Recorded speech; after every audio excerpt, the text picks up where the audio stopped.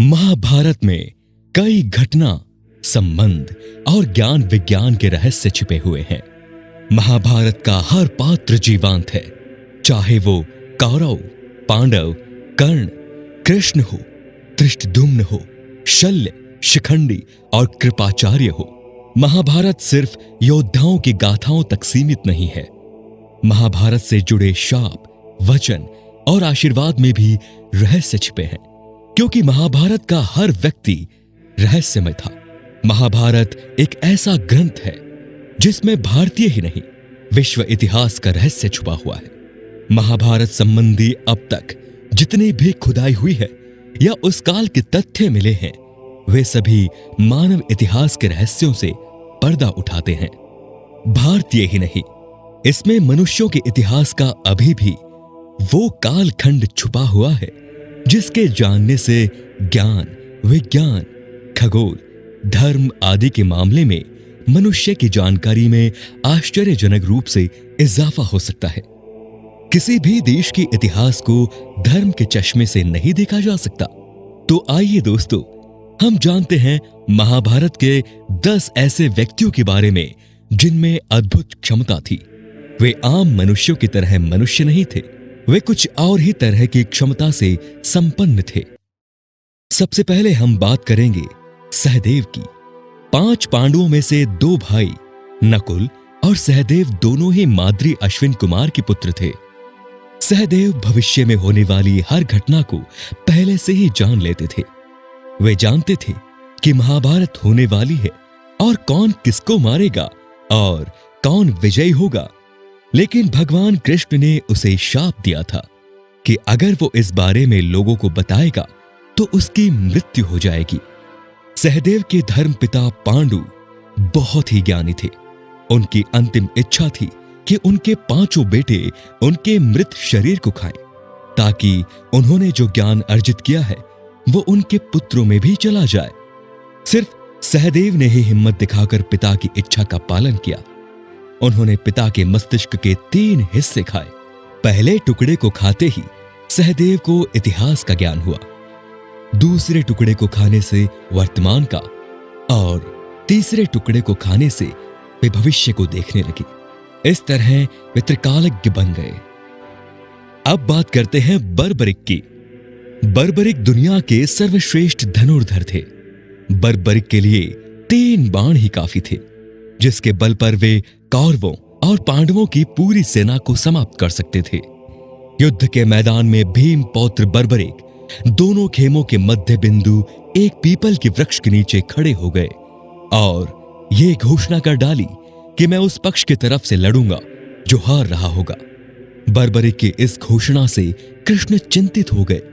भीम के पौत्र बर्बरिक के समक्ष जब अर्जुन तथा भगवान श्री कृष्ण उसकी वीरता का चमत्कार देखने के लिए उपस्थित हुए, तब बर्बरिक ने अपनी वीरता का छोटा सा नमूना मात्र ही दिखाया। कृष्ण ने कहा कि ये जो वृक्ष है, इसके सारे पत्तों को एक ही तीर से छेद दो तो मैं मान जाऊंगा। बर्बरिक ने आज्ञा लेकर तीर को वृक्ष की ओर छोड़ दिया। जब तीर एक एक कर सारे पत्तों को छेदता जा रहा था, उसी दौरान एक पत्ता टूटकर नीचे गिर पड़ा।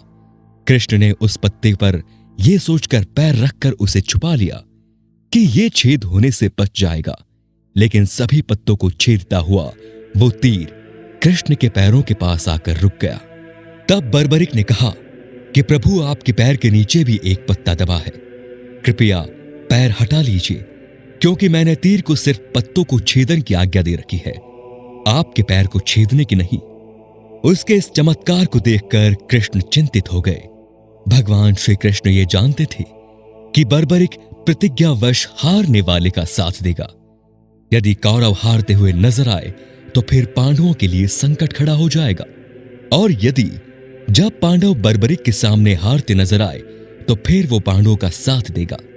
इस तरह वो दोनों ओर की सेना को एक ही तीर से खत्म कर देगा।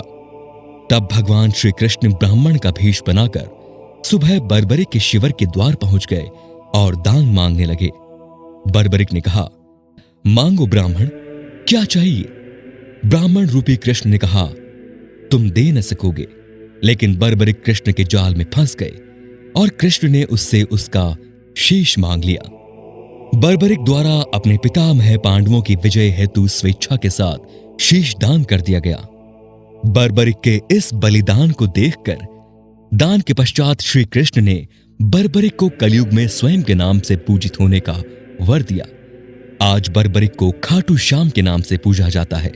जहां कृष्ण ने उसका शीश रखा, उस स्थान का नाम खाटू है। अब बात करते हैं संजय की। महाभारत युद्ध में संजय के बारे में सभी जानते हैं। संजय के पिता बुनकर थे, इसीलिए उन्हें सूत पुत्र माना जाता है। उनके पिता का नाम गावल्यगण था। उन्होंने महर्षि वेदव्यास से दीक्षा लेकर ब्राह्मणत्व ग्रहण किया था। वेदादि विधाओं का अध्ययन करके वे धृतराष्ट्र की राजसभा के सम्मानित मंत्री बन गए। आज के दृष्टिकोण से वे टेलीपैथिक विद्या में पारंगत थे। कहते हैं कि गीता का उपदेश दो लोगों ने सुना, एक अर्जुन और दूसरा संजय। यही नहीं, देवताओं के लिए दुर्लभ विश्व रूप तथा चतुर्भुज रूप का दर्शन भी सिर्फ इन्हीं दो लोगों ने ही किया था। संजय अपनी स्पष्टवादिता के लिए प्रसिद्ध थे। वे धृतराष्ट्र को सही सलाह देते रहते थे। एक ओर वे जहां शकुनी की कुटिलता के बारे में सजग करते थे, तो दूसरी ओर वे दुर्योधन द्वारा पांडवों के साथ किए जाने वाले असहिष्णु व्यवहार के प्रति भी धृतराष्ट्र को अवगत कराकर चेताते रहते थे। वे धृतराष्ट्र के संदेशवाहक भी थे। संजय को दिव्य दृष्टि प्राप्त थी, अतः वे युद्ध क्षेत्र का समस्त दृश्य महल में बैठे ही देख सकते थे। नेत्रहीन धृतराष्ट्र ने महाभारत युद्ध का प्रत्येक अंश उनकी वाणी से सुना। धृतराष्ट्र को युद्ध का सजीव वर्णन सुनाने के लिए ही व्यास मुनि ने संजय को दिव्य दृष्टि प्रदान की थी। महाभारत युद्ध के पश्चात अनेक वर्षों तक संजय युधिष्ठिर के राज्य में रहे। इसके पश्चात धृतराष्ट्र, गांधारी और कुंती के साथ उन्होंने भी संन्यास ले लिया। बाद में धृतराष्ट्र की मृत्यु के बाद वे हिमालय चले गए, जहां से वे फिर कभी नहीं लौटे। अब बात करेंगे हम अश्वत्थामा की। गुरु द्रोणाचार्य के पुत्र अश्वत्थामा हर विद्या में पारंगत थे। वे चाहते तो पहले ही दिन युद्ध का अंत कर सकते थे, लेकिन कृष्ण ने ऐसा कभी नहीं होने दिया। कृष्ण ये जानते थे कि पिता पुत्र की जोड़ी मिलकर ही युद्ध को समाप्त कर सकती है। विज्ञान ये नहीं मानता कि कोई व्यक्ति हजारों वर्षों तक जीवित रह सकता है। ज्यादा से ज्यादा 150 वर्ष तक जीवित रह सकता है, वो भी इस शर्त पर कि आबो हवा और खान पान अच्छा हो। तो तब ऐसे में कैसे माना जा सकता है कि अश्वत्थामा जीवित होंगे? लेकिन यह सत्य है कि अश्वत्थामा आज भी जीवित है। महाभारत के युद्ध में अश्वत्थामा ने ब्रह्मास्त्र छोड़ दिया था, जिसके चलते लाखों लोग मारे गए। अश्वत्थामा के इस कृत्य से कृष्ण क्रोधित हो गए और उन्होंने अश्वत्थामा को शाप दिया कि तू इतने वधों का पाप ढोता हुआ 3000 वर्ष तक निर्जन स्थानों में भटकेगा। तेरे शरीर से सदैव रक्त की दुर्गंध निस्सृत होती रहेगी। तू अनेक रोगों से पीड़ित रहेगा। व्यास ने श्री कृष्ण के वचनों का अनुमोदन किया। कहते हैं कि अश्वत्थामा इस शाप के बाद रेगिस्तानी इलाके में चला गया और वहां रहने लगा। कुछ लोग मानते हैं कि वो अरब चला गया था। उत्तर प्रदेश में प्रचलित मान्यता के अनुसार अरब जाकर उसने कृष्ण और पांडवों के धर्म को नष्ट करने की प्रतिज्ञा ली थी। अब बात करेंगे कवच कुंडलधारी कर्ण की। कर्ण से यदि कवच कुंडल नहीं हथियाए होते, यदि कर्ण इंद्र द्वारा दिए गए अपने अमोघ अस्त्र का प्रयोग घटोत्कच पर न करते हुए अर्जुन पर करता, तो आज भारत का इतिहास और धर्म कुछ और होता। भगवान कृष्ण ये भली भांति जानते थे कि जब तक कर्ण के पास उसका कवच और कुंडल है, तब तक उसे कोई नहीं मार सकता। ऐसे में अर्जुन की सुरक्षा की कोई गारंटी नहीं। उधर देवराज इंद्र भी चिंतित थे, क्योंकि अर्जुन उनका पुत्र था। भगवान कृष्ण और देवराज इंद्र दोनों जानते थे कि जब तक कर्ण के पास पैदाइशी कवच और कुंडल है, वो युद्ध में अजय रहेगा। तब कृष्ण ने देवराज इंद्र को एक उपाय बताया और फिर देवराज इंद्र एक ब्राह्मण के वेश में पहुंच गए कर्ण के द्वार पर। देवराज भी सभी के साथ लाइन में खड़े हो गए। कर्ण सभी को कुछ न कुछ दान देते जा रहे थे। बाद में जब देवराज का नंबर आया तो दानी कर्ण ने पूछा, विप्रवर, आज्ञा कीजिए, किस वस्तु की अभिलाषा लेकर आए हैं आप? विप्र बने इंद्र ने कहा, हे महाराज, मैं बहुत दूर से आपकी प्रसिद्धि सुनकर आया हूं। कहते हैं कि आप जैसा दानी तो इस धरा पर दूसरा कोई नहीं। मुझे तो आशा ही नहीं, विश्वास है कि मेरी इच्छित वस्तु तो मुझे अवश्य ही आप देंगे। फिर भी मन में कोई शंका न रहे, इसीलिए आप संकल्प कर ले, तभी मैं आपसे मांगूंगा। अन्यथा आप कहें तो मैं खाली हाथ चला जाता हूं। तब ब्राह्मण के भेष में इंद्र ने और भी विनम्रता पूर्वक कहा, नहीं नहीं राजन, आपके प्राण की कामना हम नहीं करते। बस हमें इच्छित वस्तु मिल जाए तो हमें आत्म शांति मिले। पहले आप प्रण कर ले, तो ही मैं आपसे दान मांगूंगा। कर्ण ने कहा कि मैं हाथ में जल लेकर आता हूं। हम प्रण करते हैं विप्रवर, अब तुरंत मांगिए। तब क्षुद्र इंद्र ने कहा, राजन, आपके शरीर के कवच और कुंडल हमें दान स्वरूप चाहिए। एक पल के लिए सन्नाटा सा छा गया। कर्ण ने इंद्र की आंखों में झांका और फिर दानवीर कर्ण ने बिना एक क्षण भी गंवाए अपने कवच और कुंडल अपने शरीर से खंजर की सहायता से अलग किए और ब्राह्मण को सौंप दिए। इंद्र ने तुरंत वहां से दौड़ लगा दी और दूर खड़े रथ पर सवार होकर भाग गए, इसलिए कि कहीं उनका राज खुलने के बाद कर्ण बदल न जाए। कुछ मील जाकर इंद्र का रथ नीचे उतरकर भूमि में धंस गया। तभी आकाशवाणी हुई, देवराज इंद्र, तुमने बड़ा पाप किया है। अर्जुन की जान बचाने के लिए तूने छल पूर्वक कर्ण की जान खतरे में डाल दी। अब ये रथ यहीं धंसा रहेगा और तू भी यहीं धंस जाएगा। तब इंद्र ने आकाशवाणी से पूछा कि इससे बचने का क्या उपाय है? तब आकाशवाणी ने कहा, अब तुम्हें दान की गई वस्तु के बदले में बराबर की कोई वस्तु देनी होगी। इंद्र क्या करते, उन्होंने ये मंजूर कर लिया। तब वे फिर से कर्ण के पास गए, लेकिन इस बार ब्राह्मण के वेश में नहीं। कर्ण ने उन्हें आता देखकर कहा, देवराज, आदेश करिए, और क्या चाहिए? इंद्र ने झेपते हुए कहा, हे दानवीर कर्ण, अब मैं याचक नहीं हूं, बल्कि आपको कुछ देना चाहता हूं। कवच कुंडल को छोड़कर मांग लीजिए, आपको जो कुछ भी मांगना हो। कर्ण ने कहा, देवराज, मैंने आज तक कभी किसी से कुछ नहीं मांगा और न ही मुझे कुछ चाहिए। कर्ण सिर्फ दान देना जानता है, लेना नहीं। तब इंद्र ने विनम्रता पूर्वक कहा, महाराज कर्ण, आपको कुछ तो मांगना ही पड़ेगा, अन्यथा मेरा रथ और मैं यहां से नहीं जा सकते। आप कुछ मांगेंगे तो मुझ पर बड़ी कृपा होगी।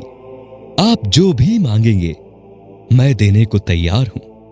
कर्ण ने कहा, देवराज, आप कितना भी प्रयत्न कीजिए, लेकिन मैं सिर्फ दान देना जानता हूं, लेना नहीं। मैंने जीवन में कभी कोई दान नहीं लिया। तब लाचार इंद्र ने कहा, मैं ये वज्र रूपी शक्ति आपको बदले में देकर जा रहा हूं। तुम इसको जिसके ऊपर भी चला दोगे वो बच नहीं पाएगा। भले ही साक्षात काल के ऊपर ही चला देना, लेकिन इसका प्रयोग सिर्फ एक ही बार कर पाओगे। कर्ण कुछ कहते, उसके पहले ही देवराज वो वज्र शक्ति वहां रखकर तुरंत भाग लिए। कर्ण के आवाज देने पर भी वो नहीं रुके।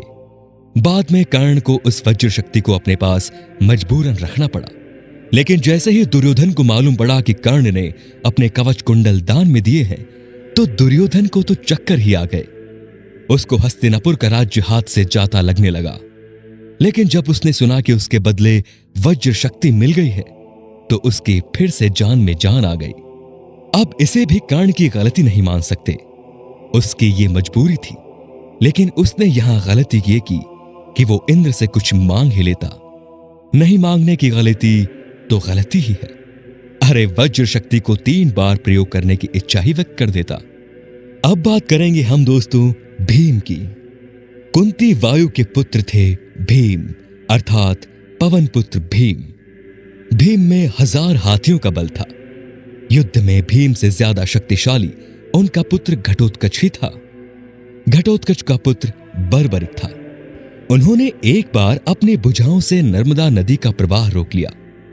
युद्ध में भीम से ज्यादा शक्तिशाली सिर्फ उनका पुत्र ही था। लेकिन भीम में ये 1000 हाथियों वाला बल कहां से और कैसे आया? दोस्तों, ये सभी जानते हैं कि गांधारी का बड़ा पुत्र दुर्योधन और गांधारी का भाई शकुनी कुंती के पुत्रों को मारने के लिए नई नई योजनाएं बनाते थे। इसी योजना के तहत एक बार दुष्ट दुर्योधन ने धोखे से भीम को विष पिलाकर उसे गंगा नदी में फेंक दिया। मूर्छित अवस्था में भीम बहते हुए नागों के लोक पहुंच गए। वहां विषैले नागों ने उसे खूब डसा, जिससे भीम के शरीर का जहर कम होने लगा, यानी जहर से जहर की काट होने लगी। जब भीम की मूर्छा टूटी, तब उन्होंने नागों को मारना शुरू कर दिया। यह खबर नागराज वासुकी के पास पहुंची। तब वे स्वयं भीम के पास आ गए। वासुकी के साथ आर्यक नाग ने भी भीम को पहचान लिया। आर्यक नाग भीम के नाना थे। भीम ने उन्हें अपने गंगा में धोखे से बहा देने का किस्सा सुनाया। यह सुनकर आर्यक नाग ने भीम को हजारों हाथियों का बल प्रदान करने वाले कुंडों का रस पिलाया, जिससे भीम और भी शक्तिशाली हो गए। अब बात करते हैं घटोत्कच की। माना जाता है कि कद काठी के हिसाब से भीम पुत्र घटोत्कच इतना विशालकाय था कि वो लात मारकर रथ को कई फुट पीछे फेंक देता था और सैनिकों को तो वो अपने पैरों तले कुचल देता था। भीम की असुर पत्नी हिडिंबा से घटोत्कच का जन्म हुआ। जन्म लेते समय उसके सिर पर केश नहीं थे। हाथी के मस्तक जैसा और केश शून्य होने के कारण यह घटोत्कच नाम से प्रसिद्ध हुआ। वो अत्यंत मायावी निकला और जन्म लेते ही बड़ा हो गया। उसमें जहां शारीरिक बल था, वहीं वो मायावी भी था। क्योंकि घटोत्कच की माता एक राक्षसी थी, पिता एक वीर क्षत्रिय था, इसीलिए इसमें मनुष्य और राक्षस दोनों के मिश्रित गुण विद्यमान थे। वो बड़ा क्रूर और निर्दयी था। महाभारत युद्ध के बीच इसने हाहाकार मचा दिया। कर्ण सेनापति बनकर कौरवों के पक्ष से युद्ध कर रहे थे। कर्ण के पास इंद्र की दी हुई ऐसी शक्ति थी जिससे वो किसी भी पराक्रमी से पराक्रमी योद्धा को मार सकते थे। वो शक्ति कभी खाली नहीं जा सकती थी। कर्ण इस शक्ति से अर्जुन को मारना चाहते थे। श्री कृष्ण ये जानते थे, इसी कारण उन्होंने घटोत्कच को रणभूमि में उतारा। इस राक्षस ने आकाश से अग्नि और अनेक प्रकार के अस्त्र शस्त्र बरसाना आरंभ कर दिया, जिससे कौरव सेना में हाहाकार मच उठा। दुर्योधन ने घबराकर कर्ण से इसे मारने के लिए कहा। कर्ण भी इसकी मार से घबरा गए थे। उसने उसकी आंखों में देखा कि इस तरह तो कुछ ही देर में सारी कौरव सेना नष्ट हो जाएगी। तब लाचार होकर उसने घटोत्कच पर उस अमोघ शक्ति का प्रयोग किया। अतः घटोत्कच क्षण भर में ही निर्जीव होकर पृथ्वी पर गिर पड़ा। पांडवों को उसकी मृत्यु से दुख हुआ था, लेकिन श्री कृष्ण ने सारी चाल उनको समझाकर उन्हें संतुष्ट कर दिया। अब बात करेंगे भीष्म के बारे में। शांतनु गंगा के पुत्र भीष्म का नाम देवव्रत था। उनको इच्छा मृत्यु का वरदान प्राप्त था। भीष्म के शरशैया पर लेटने की खबर फैलने पर कौरवों की सेना में हाहाकार मच गया। दोनों दलों के सैनिक और सेनापति युद्ध करना छोड़कर भीष्म के पास एकत्र हो जाते हैं। दोनों दलों के राजाओं से भीष्म कहते हैं, राजन्यगण, मेरा सिर नीचे लटक रहा है, मुझे कुछ उपयुक्त तकिया चाहिए। उनके एक आदेश पर तमाम राजा और योद्धा मूल्यवान और तरह तरह के तकिए ले आते हैं, किंतु भीष्म उनमें से एक को भी न लेकर मुस्कुराकर कहते हैं कि ये तकिए इस वीर शैया के काम में आने योग्य नहीं है राजन। फिर वे अर्जुन की ओर कहते हैं, बेटा, तुम तो क्षत्रिय धर्म के विद्वान हो, क्या तुम मुझे उपयुक्त तकिया दे सकते हो? आज्ञा पाते ही अर्जुन ने आंखों में आंसू लिए उनको अभिवादन कर भीष्म को बड़ी तेजी से ऐसे 3 बाण मारे जो उनके ललाट को छेदते हुए पृथ्वी में जा लगे। बस इस तरह सिर को सिरहाना मिल जाता है। इन बाणों का आधार मिल जाने से सिर के लटकते रहने की पीड़ा जाती रही। दुर्योधन दुर्योधन का शरीर वज्र के समान कठोर था, जिसे किसी धनुष या किसी अन्य हथियार से छेदा नहीं जा सकता था। लेकिन उसकी जांग के प्राकृतिक रूप से होने के कारण भीम ने उसकी जांग पर वार कर उसके शरीर के 2 फाड़ कर दिए। दुर्योधन का ये वज्र समान शरीर उनकी माता गांधारी के देखने के कारण बना था। माता ने उन्हें पूर्णतः नग्न होकर उनके समक्ष आने को कहा था, लेकिन कृष्ण द्वारा उनकी बुद्धि मोड़ देने के कारण वे अपने गुप्तांगों को छुपाकर माता के समक्ष गए थे। इसीलिए उनका उतना हिस्सा कमजोर रह गया। अब बात करेंगे कृष्ण। सब पर भारी कृष्ण मुरारी। भगवान कृष्ण 16 कलाओं में माहिर थे। वे जितने मायावी थे उतने ही मानवीय। उनके रहस्यमय व्यक्तित्व को तो बड़े बड़े योग और तपस्वी भी समझ पाए। एक तरफ अपने दरिद्र मित्र सुदामा के चरण पखारते हैं, तो दूसरी ओर अपनी बुआ के बेटे शिशुपाल का वध भी कर देते हैं। उनके इस रहस्यमय व्यक्तित्व का सबसे बड़ा उदाहरण यह है कि अर्जुन ने सूर्यास्त से पूर्व जयद्रथ के वध की शपथ ली थी और कहा था कि यदि मैं उसे सूर्यास्त के पूर्व नहीं मार पाया तो अग्निचिता पर लेट जाऊंगा। कृष्ण ने अर्जुन को इसके लिए प्रोत्साहित भी किया, क्योंकि कृष्ण ये जानते थे कि आज सूर्य ग्रहण है और सूर्य कुछ देर के लिए नहीं दिखेगा। हुआ भी यही। अर्जुन ने चिता तैयार कर ली, तब जयद्रथ भी यही देखने आया और तुरंत ही उसी वक्त सूर्य पुनः निकल आया। कृष्ण के इशारे पर पल भर में ही अर्जुन ने जयद्रथ का सिर अलग कर दिया। कृष्ण को ईश्वर मानना अनुचित है, किंतु इस धरती पर उनसे बड़ा कोई ईश्वर तुल्य नहीं है। इसीलिए उन्हें पूर्ण अवतार कहा गया है। कृष्ण ही गुरु और सखा है। कृष्ण ही भगवान है, अन्य कोई भगवान नहीं। कृष्ण है राजनीति, धर्म, दर्शन और योग का पूर्ण वक्तव्य। कृष्ण को जानना और उन्हीं की भक्ति करना ही हिंदुत्व का भक्ति मार्ग है। तो दोस्तों, ये थी हिंदू नेशन की पेशकश। कैसी लगी आपको ये? अगर आपको ये वीडियो पसंद आया हो तो प्लीज लाइक कीजिए, चैनल को सब्सक्राइब कीजिए और वीडियो को शेयर करना बिल्कुल ना भूलें। नमस्कार।